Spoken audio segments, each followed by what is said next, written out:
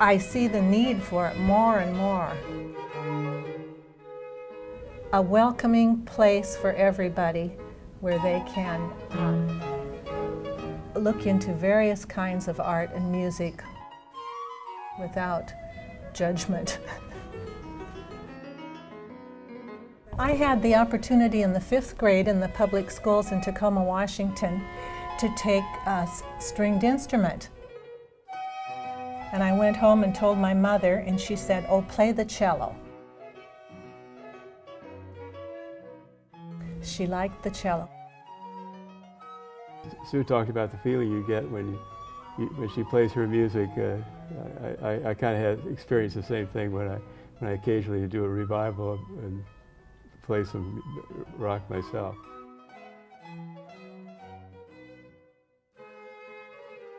Growing up in the Larson home, there were certainly a lot of music and instruments. My mother, of course, was a cellist and still is. My eldest sister was a cellist. My other older sister was a violinist and still is.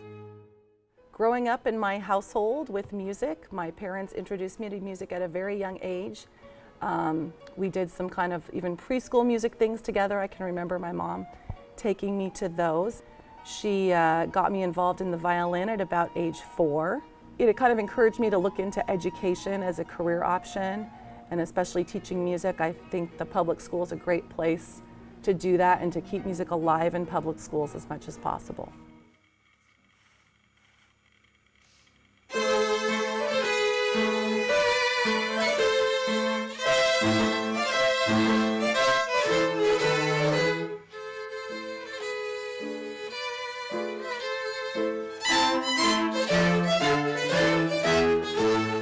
If you'd have told me a month before I met Sue that I was going to play a lot of my time in the future in music, I would have laughed and said, "I don't see how that's possible." Well, through a miraculous meeting, it did turn out to be possible. Let's see. Oh, there you and I are. Must be before the wedding. Yes. And oh, here's a portrait of me beforehand with the sun streaming through my veil. Yeah, that's really a good one. Huh? Uh-huh.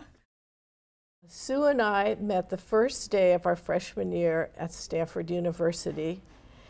We had no idea where our paths were going to take us, but it turns out that we both have a connection to the community school for music and arts. My parents have been very involved in CSMA over the years.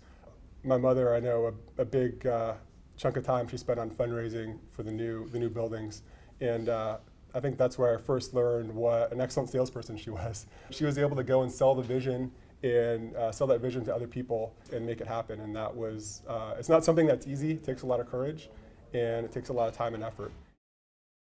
I remember the architect, Mark Cavaniero, who also did the San Francisco Jazz Center, I might add, said that you are going to be transformed with this new building, and he was absolutely right.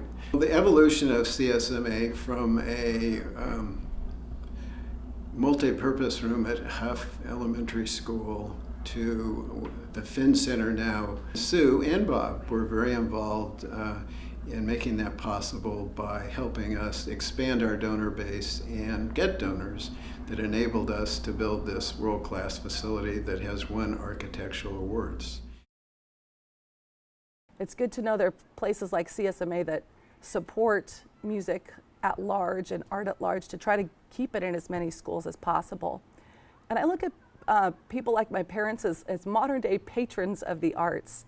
And just like way back in the day, the composers needed patrons to be able to write their music and perform it, we still need people like that today. I liked you then and I like you now. And happy Valentine's Day. Happy Valentine's Day.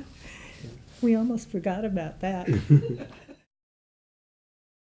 For Susie and Bob to have helped to build this school to what it is today and to help secure its future, I think they've given a gift of immeasurable value to the community, and I applaud them for that.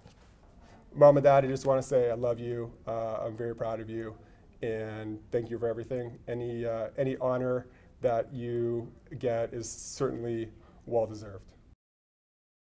Just want to say thank you, Mom and Dad, for all your investment in music and in us. And may you have many wonderful years together, enjoying what you love to do and supporting the arts.